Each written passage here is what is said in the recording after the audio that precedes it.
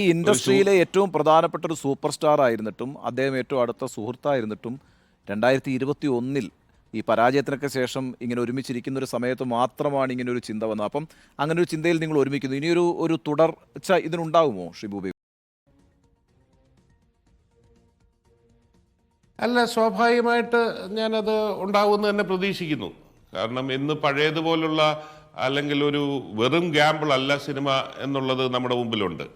കാരണം ഇന്ന് other revenue streams ഉണ്ട്, OTT ഉണ്ട്, സാറ്റലൈറ്റ് ഉണ്ട്, അങ്ങനെ പല മേഖലകൾ. ഇപ്പോൾ സോങ്ങിന് ഒരിക്കലും ഇല്ലാത്ത പോലെ പണം ലഭിക്കുന്ന ഒരു കാലഘട്ടത്തിലൊക്കെ വരുമ്പോൾ സ്വാഭാവികമായിട്ട് ഇത് ഇൻഡസ്ട്രി ആയിട്ട് തന്നെ ഞാൻ കാണുന്നു.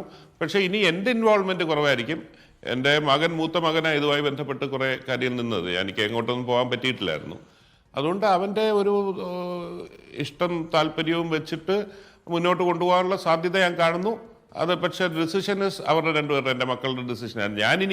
ഞാനായിട്ട് ഒരു ഇനീഷ്യേറ്റീവ് ഈ കാര്യത്തിൽ ഉണ്ടാകത്തില്ല. അപ്പൊ അടുത്ത പ്രോജക്റ്റും മോഹൻലാലുമായിട്ട് തന്നെയാണോ?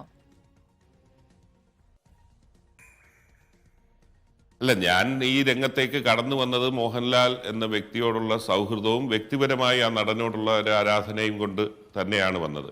അതുകൊണ്ട് അതുള്ളിടത്തോളം കാലം അതിനായിരിക്കും മുൻഗണന എന്നുള്ളതിൽ കാര്യമില്ല. എൻ്റെ മകനും എല്ലാം കൂടെ രണ്ടാമതൊരു സെക്കൻഡ് പ്രൊഡക്ഷൻ നേരത്തെ അനൗൺസ് ചെയ്തായിരുന്നു. അത് പെപ്പെ വെച്ചിട്ടുള്ള ഒരു പടമാണ്. വളരെ നല്ല വ്യത്യസ്തമായൊരു സ്റ്റോറിയാന്ന് തോന്നിയത് വെച്ചിട്ട് ചെയ്യുകയാണ്.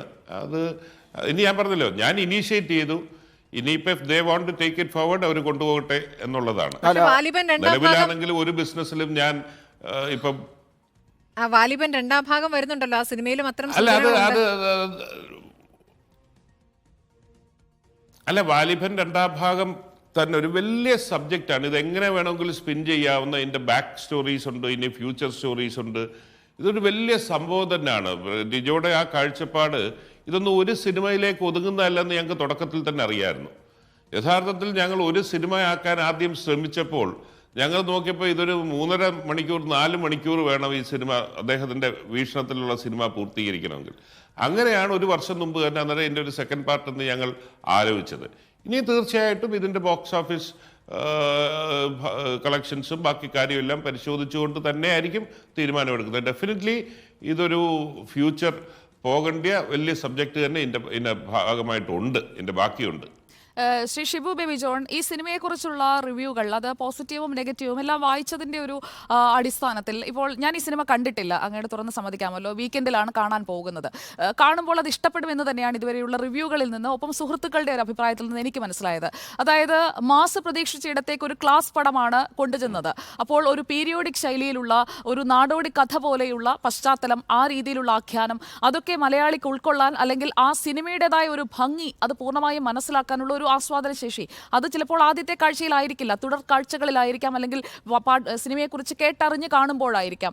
അപ്പോൾ ഈ ഒരു വീക്കെൻഡ് വളരെ നിർണായകമായി മാറില്ലേ? കാരണം അവധി ദിവസങ്ങൾ അടുപ്പിച്ച് വരുന്നു, കൂടുതൽ പേർ തിയേറ്ററിലേക്ക് എത്താൻ പോകുന്നു. ഞാൻ മനസ്സിലാക്കുന്നതനുസരിച്ച് ബുക്ക് മൈ ഷോയിലൊക്കെ ഇപ്പോൾ ഫുള്ളാണ്. അതായത് ഒരു 42,000 ടിക്കറ്റുകൾ ഇതിനകം തന്നെ കംപ്ലീറ്റ് ആയി കഴിഞ്ഞിരിക്കുകയാണ്. ഇപ്പോൾ ഞാൻ സിനിമ കാണണമെന്ന് ആഗ്രഹിച്ചാലും ടിക്കറ്റ് കിട്ടാതൊക്കെ ബുദ്ധിമുട്ടുണ്ടാകുന്ന ഒരു സാഹചര്യം ഉണ്ടാകും. അപ്പോൾ ഒരു പോസിറ്റീവായ ഒരു സാധ്യത അവിടെ നിലനിൽക്കുന്നുണ്ട് ശ്രീ ഷിബു ബേബി ജോൺ.